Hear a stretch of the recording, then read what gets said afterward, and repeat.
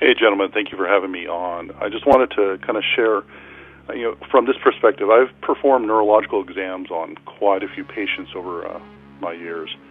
And when you're looking for somebody who's either had head trauma or maybe has had a stroke, even people with dementia, which is another form of neurological damage, there's certain things that you look for.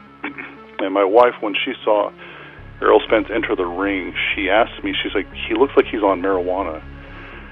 And I told her, I said, he has residual neurological damage from his car accident. That people have commented on this, but people, if you don't have the experience doing this, you're not going to pick up on it. So one of the things when you're doing a neurological exam on somebody, you look at, there's like a glassy look to a person's eyes when they have either a concussion or they have advanced stages of dementia. And if you compare video of Errol Spence before his accident, just do a little assessment on the eye exam of what I'm telling you. It is apparent. I mean, it is embarrassing how obvious it is that he's significantly compromised. So what I would say to this is just think back to what they did to Muhammad Ali when they let him fight with Parkinson's. People will let somebody get into the ring even though there is obvious issues with their ability to perform in a boxing match. So further evidence of this is listen to his speech patterns, start comparing his speech patterns before his accident to after. There is a distinct difference in his enunciation. I know part of that is because he has dentures, but even just listen to how he is formulating his words, his thought process. He's much, much slower. Now, another component to... After my car accident, a lot of my teeth had got knocked out.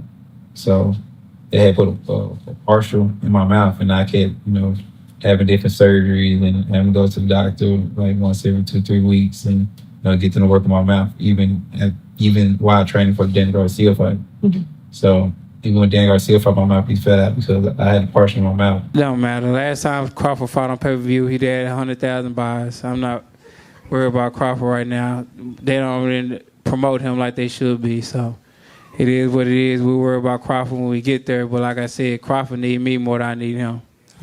I'm pretty sure I'm the one that sold this pay-per-view. I doubt it, because when I came out, everybody was cheering my name. Yeah, you even said that just a while ago. You said I had more Spence fans here. I was talking about what pay-per-view. You said? You didn't promote nothing. I was promoting at the Cowboy Stadium and things like that. You weren't doing nothing. Went to the Y'all know what time it is. It's draft season. Truth time. First of all, I like to thank my mother and father, because without them, I wouldn't be here. Don't matter. Last time Crawford fought on pay-per-view, he did 100,000 buys. I'm not worried about Crawford right now. They don't really promote him like they should be, so. They blessed me with the resiliency to get through a lot of stuff in life. A sign of advanced neurological damage is a loss of balance. That's why as people age, primary cause of injury for older people is falls.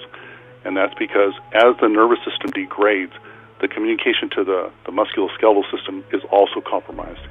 So a lot of the signs that people associate with aging as people get into the 30s in boxing or even sports, it's the first thing to go is your neurological system. So when people talk about timing, and if you kind of listen to what even Spence was saying, Spence doesn't even know what he's saying. He's just commenting that. He's like, oh, my timing was off. My timing was off.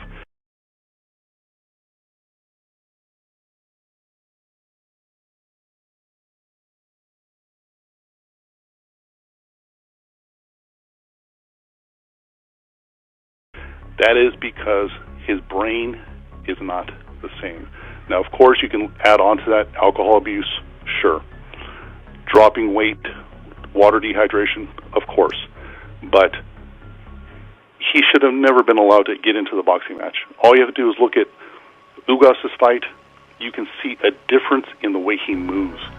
Now, unfortunately, from the neck down, because he's a physical specimen, he looks amazing. But from the neck up, he is not the same person. So when you look at how badly he was beaten, I can't recall another fight where Crawford looked that good.